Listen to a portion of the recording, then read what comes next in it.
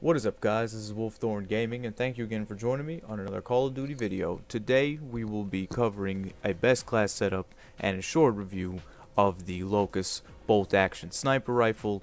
I can bring you some diamond camo gameplay in this clip with some dual wield L-car pistol action.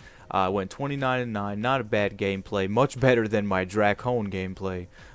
But yeah, I managed to do good with this weapon, so I decided to share it with you guys and also give you my tips on how to do well with the snipers, in my opinion, and give you a best class setup as far as attachments, the perks, and everything you need to do well with this weapon.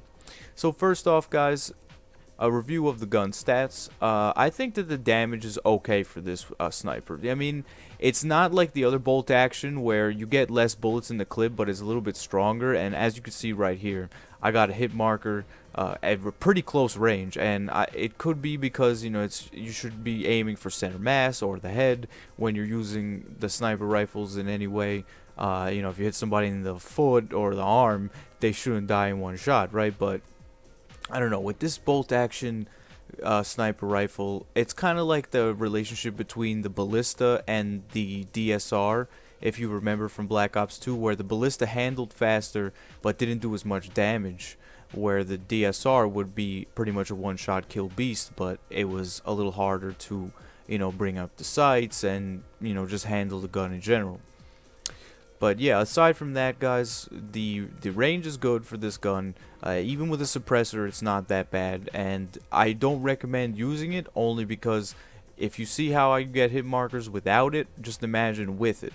As far as the optic goes, you see me rocking the ELO sight, and that's mainly because, as I mentioned before, I'm not a very good sniper, and this was the only way that I was confident enough to run and gun with this. Well, not even run and gun, but just to move from point A to point B, and I had a better shot at getting a kill when I have an ELO sight, because I feel like a target acquisition is better. Your whole screen isn't taken up by a giant scope, and unless you're some phase beast who runs around like a maniac, just bum rushing the spawn and constantly getting one-shot kills, and never having to stop with a sniper rifle, it's going to be tough for you to use it. And that's exactly why I feel like this is great and it helps out a lot, and I will mention it in my best class setup that's coming up on screen right now.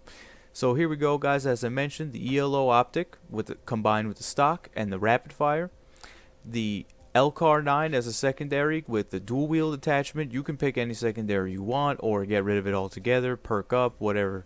I always like being careful with it. And you saw me go to the shock charge. That's something to help you block your position and make sure somebody doesn't flank around you or whatever, and at least you'll be alerted to their presence.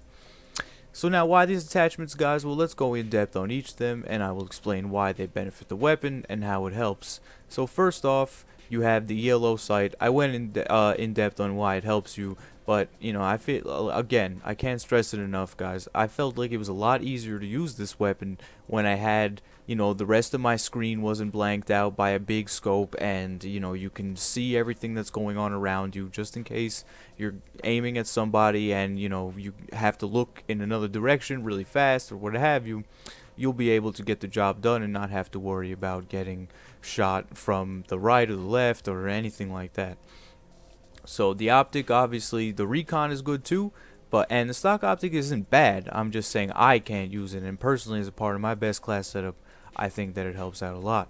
So moving on now to the stock. Well, the stock in combination with the ELO sight allows you to aim down corners much better, and while you're moving, you are a bit faster. It's not as good as it was in Black Ops 2, but that extra strafing speed definitely does help you in this game, and especially with the sniper like this, because that one shot, just in case you miss, you could strafe to the left, strafe to the right real quick, and boom, you got your target. I don't recommend aiming with the right stick when you're using this anyway, because it's just going to throw your aim off, and the stock helps with aiming with the left stick, so you can strafe and get your kill a lot easier.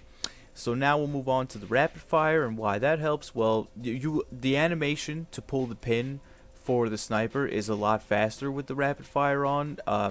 It doesn't really make that big of a difference, but you'll notice that you're able to pull off an extra bullet or two quite faster than you would without the rapid fire attachment on there. So as you can see here, see it's like really fluid, and I feel like it definitely benefits it.